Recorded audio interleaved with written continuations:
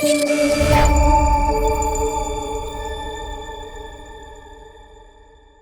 everyone, welcome to ADTU Unplugged, an official podcast series of MIT Art Design and Technology University Pune. Dear audience, we have with us Chief Engineer Jaideep Barve from MANET. He is the head of Marine Engineering and ETO course. So sir, welcome to this podcast. So sir, my very first question to you is, can you just tell us something about marine engineering? Marine engineering is a very different field I would compare to the other engineering branches that we have in engineering colleges around India. It is a little bit of everything, to put it in short.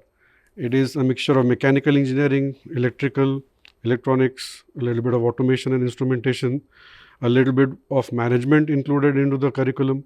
So it's you can say a wholesome engineering branch in itself, Right. in which you have to learn everything to survive as a marine engineer in the field. Right. So sir, what makes a good marine engineer?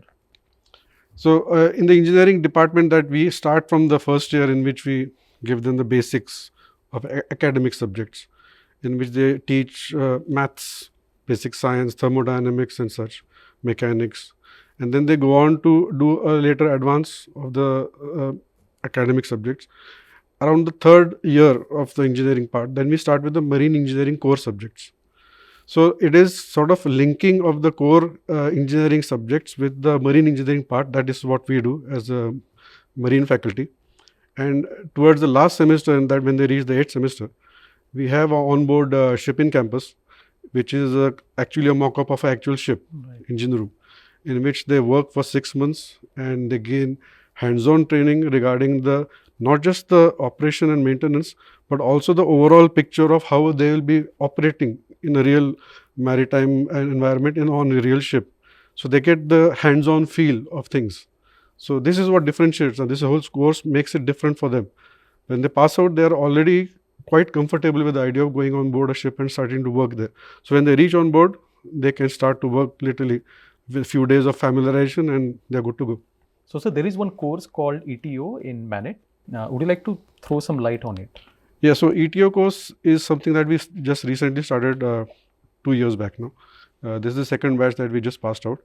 This ETO course is designed at training graduates from electronics, electrical, ENC, electronics and communication, ENTC, instrumentation, those specialized branches, into becoming functional electrotechnical officers on board. So because our baseline is a graduate engineer, we take it, and it's a very fast-paced 4 months program in which we take them from the classroom to workshops to projects, everything within this just a span of 4 months. And at the end of it all, they are ready to go on board ships as a trainee ETO to complete the sea time, which is about 8 months, for them to get to a point where they can apply and appear for an exam, which makes them a COC, Certificate of Competency holder with ETO.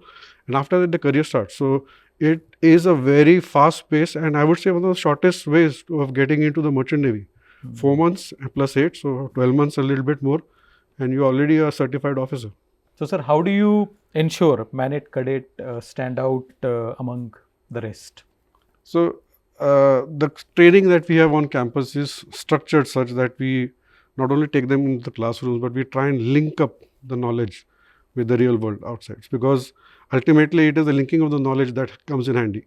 You don't carry your textbooks on board. Of course, nowadays everybody carries a PDF file of everything, but nobody really cares to open it. It is the conditioning of the brain to learn and understand and assimilate the knowledge into something that you can remember easily.